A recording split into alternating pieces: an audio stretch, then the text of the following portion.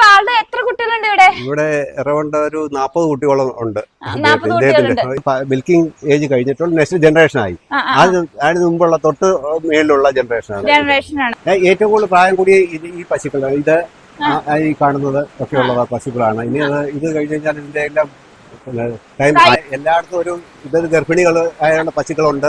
എല്ലാവർക്കും stress free ആണല്ലോ ഒരു നമ്മളതാ തലമുടിയൊക്കെ ഉണ്ട്. ഇപ്പൊ ഞങ്ങളത് കട്ട് ചെയ്തൊക്കെ വിട്ടേക്കുന്നതാണ്.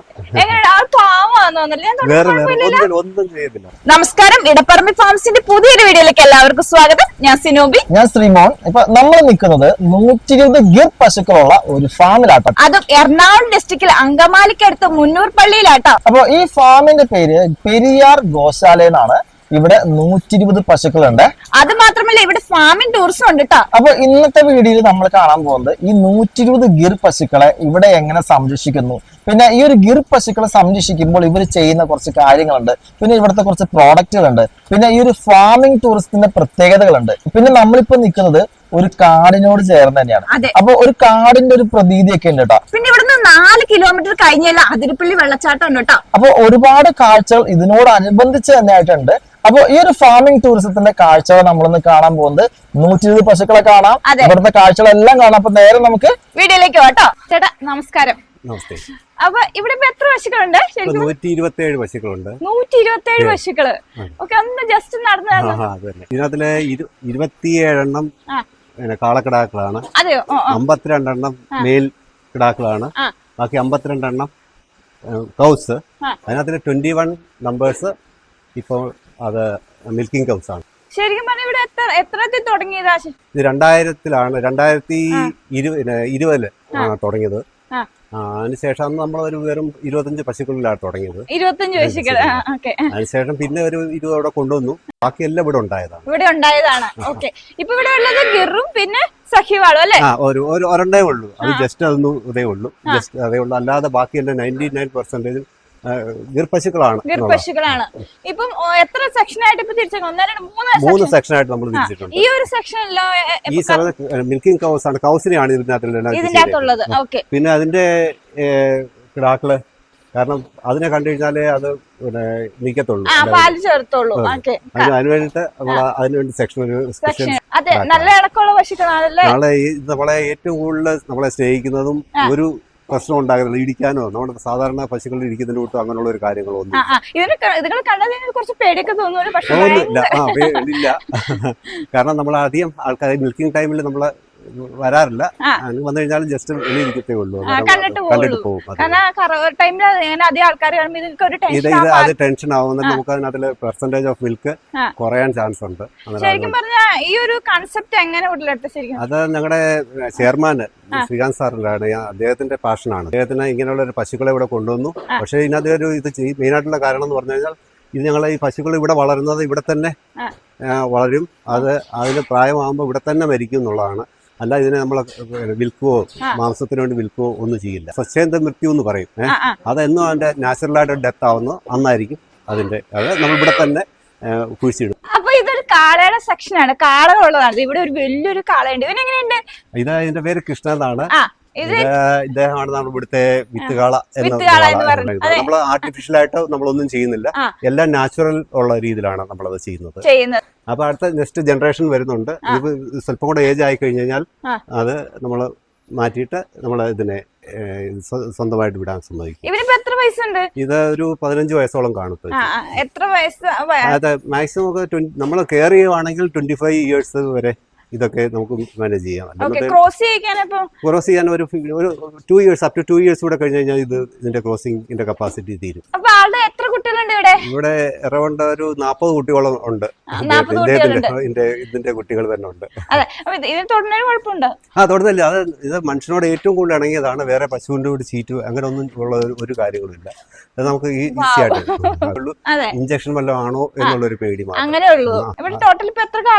ഇത് ഇപ്പൊ നമുക്ക് ഇതിനകത്തില് 27 ആണ് എല്ലാം കൂടെ. അപ്പൊ ഇതിനൊക്കെ പ്രത്യേകിച്ച് എന്തെങ്കിലും ഫുഡ് കൊടുക്കുന്നുണ്ടോ? എല്ലാവർക്കും കൊടുക്കുന്നതിന്റെ കൂട്ടത്തിൽ ഉള്ള കൂട്ട് തന്നെ ഇതിനും കൊടുക്കും. അല്ലാതെ സ്പെഷ്യാലിറ്റി അങ്ങനെ ഒന്നുമില്ല. നമ്മൾ വേണ്ടി മിൽക്കിങ്ങിനെ ഉദ്ദേശിച്ച് മാത്രം ഒരു പ്രോഫിറ്റബിലിറ്റിക്ക് വേണ്ടിയിട്ട് ഉദ്ദേശിച്ച് ചെയ്യുന്നതല്ല. അല്ല, ഗോശാലയാണ്. ഗോശാല അതായത് ഒരു ഇഷ്ടമായോണ്ട് മാത്രം ഒരു ബിസിനസ് മൈൻഡ് അല്ല. ഒരു ബിസിനസ് നമ്മൾ ചെയ്യുന്നുണ്ട്, നമുക്ക് റവന്യൂ വേണമല്ലോ, അതിനായിട്ട് നമ്മളങ്ങനെ ചെയ്യുന്നുണ്ടെന്നേ ഉള്ളൂ. അതർവൈസ് നമ്മൾ ഇതൊരു ബിസിനസ് പർപ്പസിനാണെങ്കിൽ ഇതിനെ വിറ്റാലൊക്കെ മതിയല്ലോ. നമ്മൾ അങ്ങനൊന്നും നമ്മൾ ചെയ്യുന്നില്ല. മിൽക്ക് മാത്രം മിൽക്കും ഉണ്ട്, നെയ്യ്, പിന്നെ നമ്മൾ ഇതിന്റെ ചാണകം പൊടിച്ച് വിൽക്കുന്നുണ്ട്, അങ്ങനെ ഉള്ളതുണ്ട്. പിന്നെ അതിന് ഭസ്മം ഞങ്ങൾ ഇത് ചെയ്യുന്നുണ്ട്, പിന്നെ ഫിനോയിൽ ഉണ്ടാക്കുന്നുണ്ട്. രാവിലെ 5:30 ആകുമ്പോഴത്തേക്ക് നമ്മള് ഇത് മിൽക്കിങ് തുടങ്ങും. അത് കഴിഞ്ഞിട്ട് 6-7 മണി ആകുമ്പോഴത്തെ മിൽക്കിങ് എല്ലാം ഇത് കഴിയും. അതിനുശേഷം ഇതെല്ലാം ജസ്റ്റ് ഒന്ന് ക്ലീൻ ആക്കിയിട്ട് ഒരു റെസ്റ്റ് എടുക്കുക. അതിനുശേഷം 9 o'clock ആകുമ്പോൾ പിന്നെ ഫുൾ ക്ലീനിങ്. ആ സമയത്ത് ഇതിലെല്ലാം ഗ്രേസിങ് ഏരിയയിലോട്ട് വിടും. ഇപ്പൊ ഈ കാളകളൊക്കെ സെപ്പറേറ്റ് ആയിരിക്കും വിടുന്നതായിരിക്കും? അല്ല, ഇപ്പൊ നമുക്ക് അങ്ങനെയുള്ള നമുക്ക് ഏജഡ് ആയിട്ടുള്ള പശുക്കളൊക്കെ ഉണ്ട്.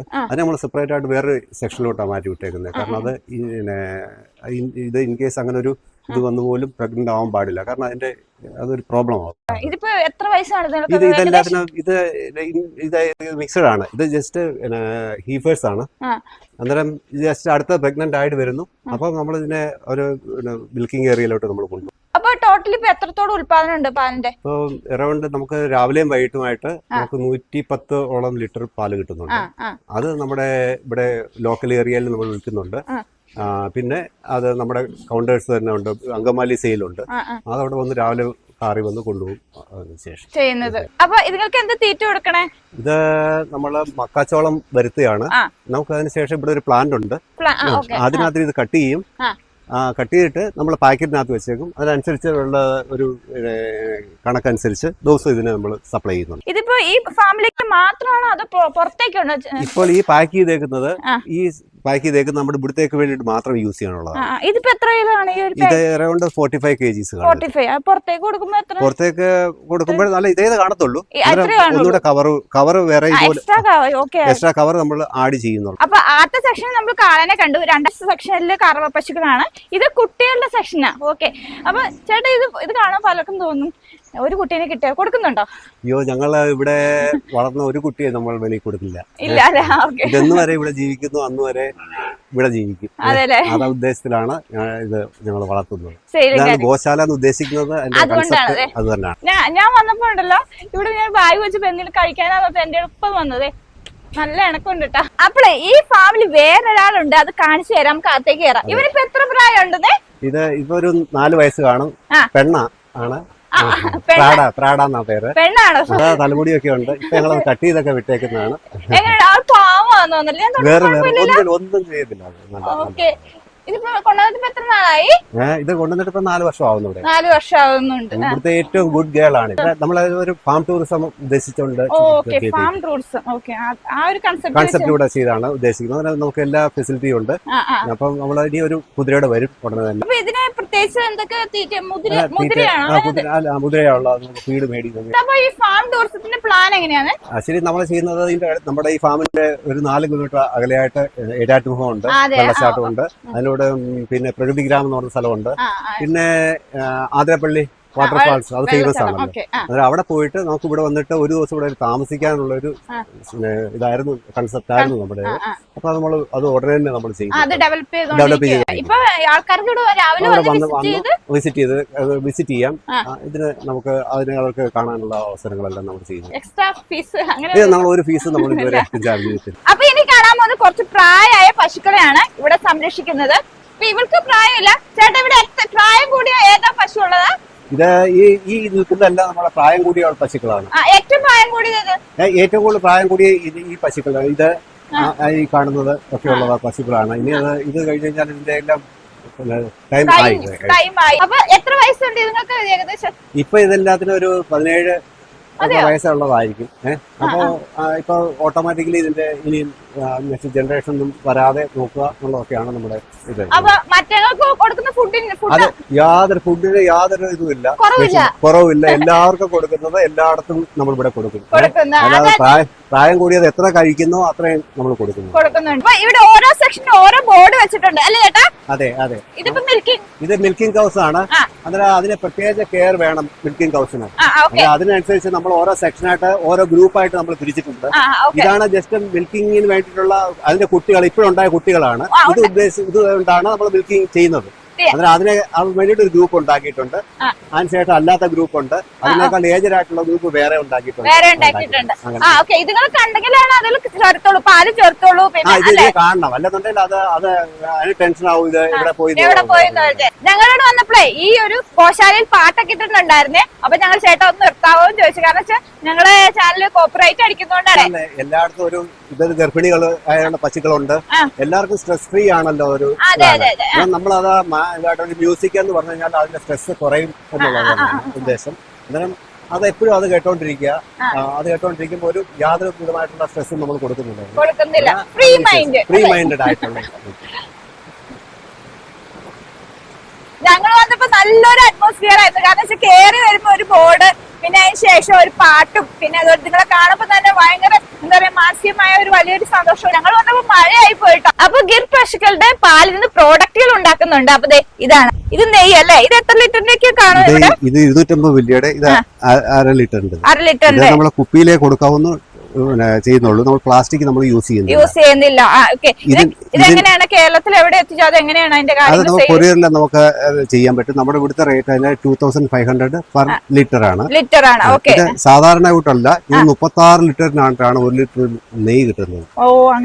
വേറെ ഇതെല്ലാം 10-12 ലിറ്ററിനകത്തിലൊക്കെ നെയ്യ് കിട്ടുമെന്നാണ് പറയുന്നത്.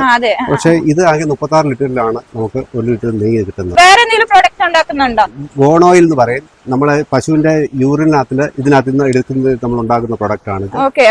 ഇത് നമ്മൾ തറയൊക്കെ പിന്നെ ഫിനോയിൽ കൂട്ട് നമുക്ക് ഇത് യൂസ് ചെയ്യാവുന്നതാണ്. വെള്ളത്തിലോട്ട് ഉപയോഗിക്കുന്നത്. ഇങ്ങനെയുള്ള ഭസ്മം ഉണ്ടാക്കുന്നുണ്ട്.